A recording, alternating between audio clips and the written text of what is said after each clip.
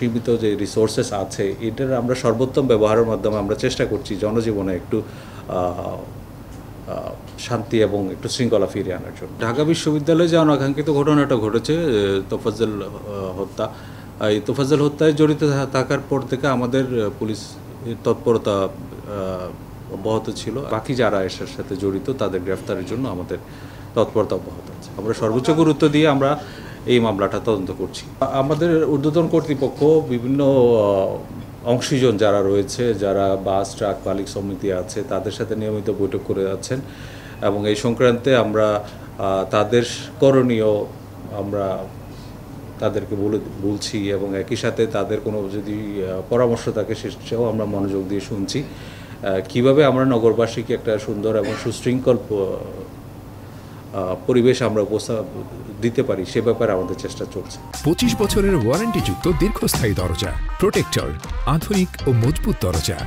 অভিযান এটা যদি প্রয়োজন হয় আপনার যে কোনো জায়গায় আমাদের সড়কের নিরাপত্তার সাথে সড়কের শৃঙ্খলা আনয়নের স্বার্থে এটা আমাদের চলমান যে অভিযান সেটা অব্যাহত থাকবে। আমরা আমাদের কোনো একটা ঘটনা ঘটলে আমাদের কাছে যতটুকু না রাজনৈতিক পরিচয়ের চেয়ে আমাদের কাছে গুরুত্বপূর্ণ হচ্ছে ঘটনার প্রকৃত কারণটা কী, কারা কারা এটার সাথে জড়িত, এটার উদ্দেশ্যটা কী সেটা বের করা। আপনারা জানেন সাম্প্রতিক সময়ে আমাদের ঢাকা মেট্রোপলিটন পুলিশের 22টা থানা আংশিক বা পরিপূর্ণভাবে ধ্বংস হয়ে যায়, নষ্ট হয়ে যায়।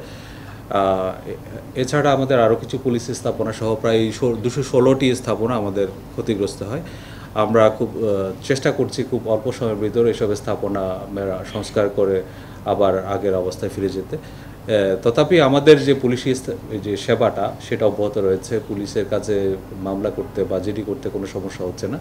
আর আমাদের যে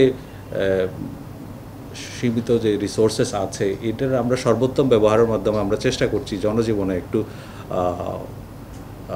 শান্তি এবং একটু শৃঙ্খলা ফিরিয়ে আনার জন্য। এক্ষেত্রে আমরা যে মামলাগুলো হচ্ছে বা যারা গ্রেফতার হচ্ছে তাদের আমরা নিবিড় করছি, জিজ্ঞাসাবাদ করছি। যদি এরকম কোনো কানেকশন পাওয়া যায় তাহলে সেটা অবশ্যই আমরা গুরুত্ব দিয়ে করব, তদন্ত করব। ঢাকা বিশ্ববিদ্যালয়ে যে অনাকাঙ্ক্ষিত ঘটনাটা ঘটেছে তোফাজ্জল হত্যা, এই তোফাজ্জল হত্যায় জড়িত থাকার পর থেকে আমাদের পুলিশ তৎপরতা অব্যাহত ছিল এবং এর প্রেক্ষিতে মামলা হওয়া এবং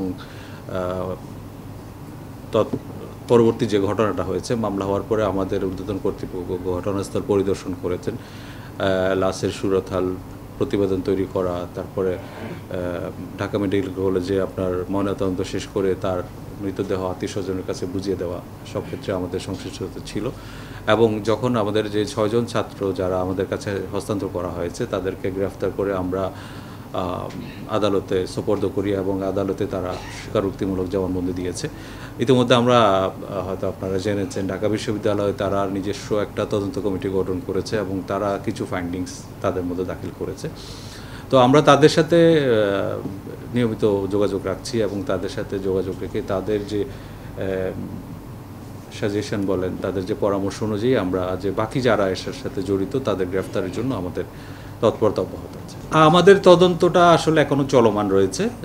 তদন্তে যদি আরও কারো সংশ্লিষ্টতা আসে, আরও কারো সংশ্লিষ্টতার অভিযোগ পাওয়া যায়, তবে সেক্ষেত্রে অবশ্যই তাকে আমরা আইনের আওতায় নিয়ে আসবো। আমরা সর্বোচ্চ গুরুত্ব দিয়ে আমরা এই মামলাটা তদন্ত করছি।